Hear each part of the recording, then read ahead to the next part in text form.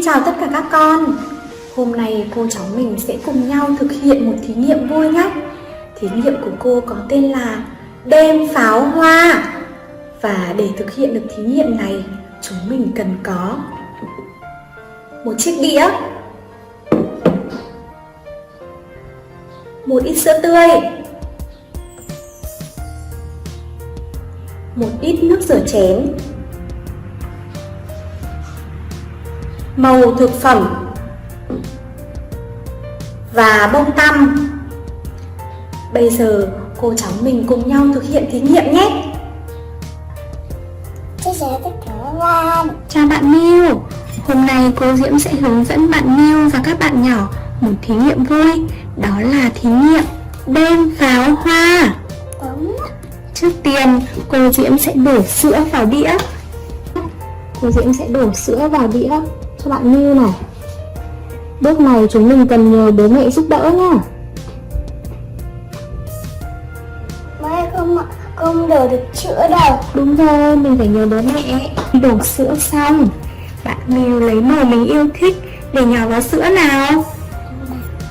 Bạn Miu đang cầm trên tay màu gì đấy? Màu đỏ. Bạn Miu đổ một nhỏ màu đỏ vào sữa nào. Con nhỏ đường. Nhấc cao tay lên. Bạn Miu nhỏ những giọt màu vào sữa đấy.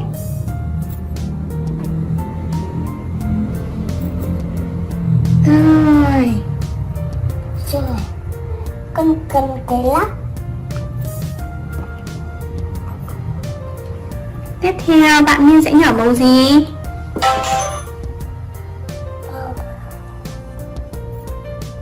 Màu gì nhỉ bạn Miu? Màu vàng. Bạn Miu nhỏ màu vàng nào. Giết. Bạn Miu nhấc cao tay lên.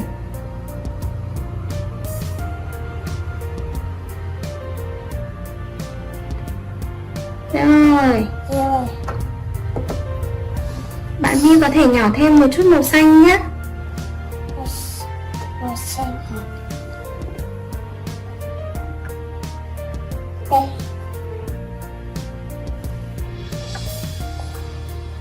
Màu xanh bị hết em ấy điều tra. Trên tay bạn Miu đang nhé. Cầm lọ màu xanh nào, bạn Miu nhỏ thêm màu xanh vào cho thật nhiều sắc màu nhé. Rồi.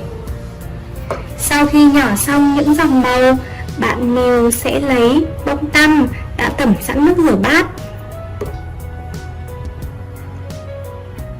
Bạn Miu dùng bông tăm vào màu. Wow, chúng mình thấy màu sắc có đẹp không? Có, như kiểu là pháo hoa ấy. Bạn Miu thấy màu sắc đang chuyển động giống pháo hoa này.